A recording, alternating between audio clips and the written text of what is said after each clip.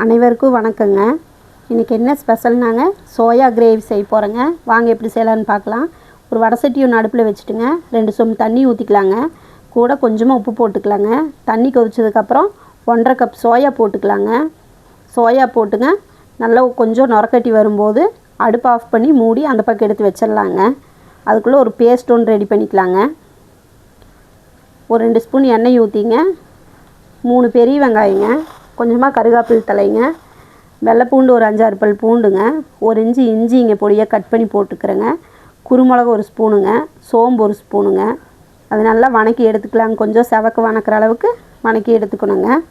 கூடங்க 2 தக்காளிங்க, அது கூட இன்றைக்கி மல்லித்தலை இல்லைங்க, புதினா தலை போட்டிருக்கிறேங்க. புதினா தலை கொஞ்சம், உப்பு கொஞ்சங்க, தக்காளி வணங்குறதுக்காக நல்லா வணக்கி எடுத்துக்கலாங்க மசிகிற அளவுக்கு. அதுக்குள்ளேங்க இந்த சோயாவை ஒரு 2 தடவை கழுவி எடுத்துட்டுங்க சோயாவை நல்லா தண்ணி இல்லாமல் புழிஞ்சு ஒரு பாத்திரத்தில் எடுத்து வச்சிடலாங்க. தக்காளி நல்லா வணங்கிருச்சுங்க. இப்போ அதை நல்லா ஆற வச்சு அரைச்சி எடுத்துக்கலாமுங்க. குக்கரை ஒன்று அடுப்பில் வச்சுட்டுங்க அதுக்கு தாளிக்கிறதுக்கு எண்ணெய் ஒரு 3 ஸ்பூன் ஊற்றிங்க. ஒரு பிரிஞ்சி இலைங்க, 2 பட்டை, 2 கிராம்பு, ஒரு ஏலக்காய் போட்டிருக்கிறேங்க. ஒரே ஒரு பெரிய வெங்காயங்க, 2 பச்சை மிளகாங்க, 3 வரமிளகா 2 கிள்ளி போட்டிருக்கிறேங்க. கருவேப்பிலை தலைங்க. அதை ஒரு வணக்கி விட்டுட்டுங்க இந்த புழிஞ்சு வச்ச சோயாவை எடுத்து அதுக்குள்ளே போட்டுடலாங்க.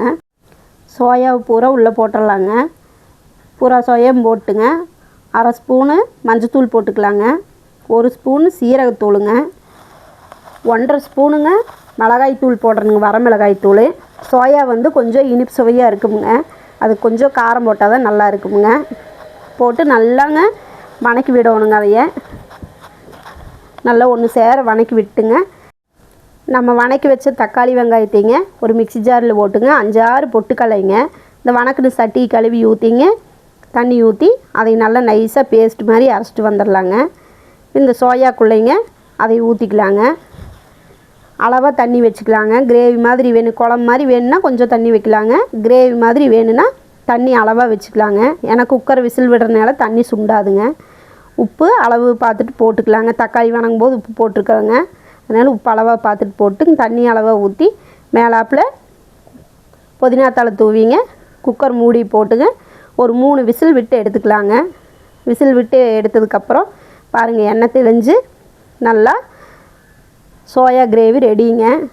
சூடாக சாதத்துக்குங்க, சப்பாத்திக்கு, தோசைக்கு எல்லாத்துக்குமே நல்லா இருக்குங்க. இந்த மாதிரி ஒரு டைம் செஞ்சு பாருங்கள்.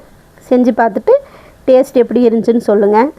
இந்த வீடியோ உங்களுக்கு பிடிச்சிருந்ததுன்னா நம்ம சேனலை சப்ஸ்கிரைப் பண்ணுங்கள். தேங்க்யூங்க.